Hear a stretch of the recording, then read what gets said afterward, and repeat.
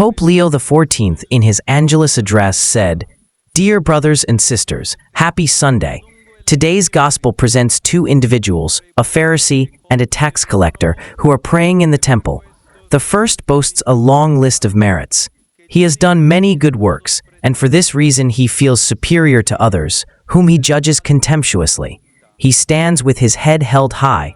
His attitude is clearly presumptuous, denoting a strict observance of the law, but one that is poor in love, made up of giving and taking, of debts and credits, devoid of mercy. The tax collector is also praying, but in a very different way. He is in great need of forgiveness. He is a tax collector paid by the Roman Empire, and he works under a contract that allows him to speculate on the proceeds to the detriment of his own countrymen. Yet, at the end of the parable, Jesus tells us that it is the tax collector who returns home justified, that is, forgiven and renewed by his encounter with God. Why? First, the tax collector had the courage and humility to present himself before God. He did not close himself off in his own world or resign himself to the evil he has done. He left the places where he was feared, safe and protected by the power he wielded over others. He went to the temple alone, without an escort, even at the cost of facing harsh glances and sharp judgments, and he stood before the Lord at the back, with his head bowed, uttering a few words, "God, be merciful to me, a sinner." Verse 13. Jesus gives us a powerful message. It is not by flaunting our merits that we are saved, nor by hiding our mistakes, but by presenting ourselves honestly, just as we are, before God, ourselves and others, asking for forgiveness and entrusting ourselves to the Lord's grace. Commenting on this passage, St. Augustine compares the Pharisee to a sick man who, out of shame and pride, hides his wounds from the doctor. The tax collector is compared to another who, with humility and wisdom, lays bare his wounds before the doctor, however unpleasant they may be to look at, and asks for help. The saint concludes, "It is not surprising that it was the tax collector who went away cured, since he had not been ashamed of showing where he felt pain." Dear brothers and sisters, let us do the same. Let us not be afraid to acknowledge our mistakes, lay them bare, take responsibility for them, and entrust them to God's mercy.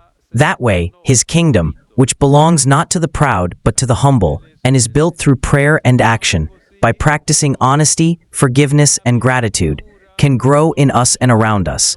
Let us ask Mary, the model of holiness, to help us grow in these virtues.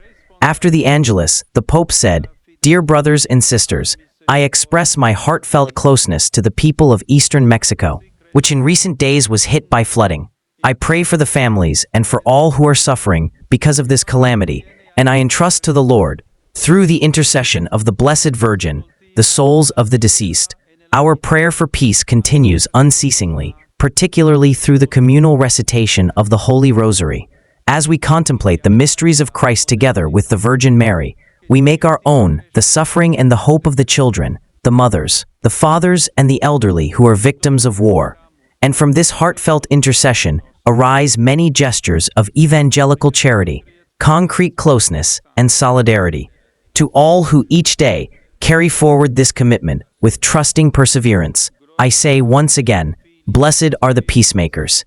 I greet all of you, Romans and pilgrims from Italy and from many parts of the world, especially those from Logroño in Spain, San Pedro in Paraguay, Recreo in Brazil, and the Cuban community residing in Europe. I also greet the faithful from Genoa, Corrado, Fornovo San Giovanni, Milan, San Giovanni Ilarione, and Porto Legnago, the young people from Chicli, the candidates for confirmation from the Diocese of Saluzzo, the Reparatrix Sisters of the Sacred Heart, celebrating 150 years since their foundation, the Communion and Liberation Group from Pavia, and the Polyphonic Choir of Milazzo.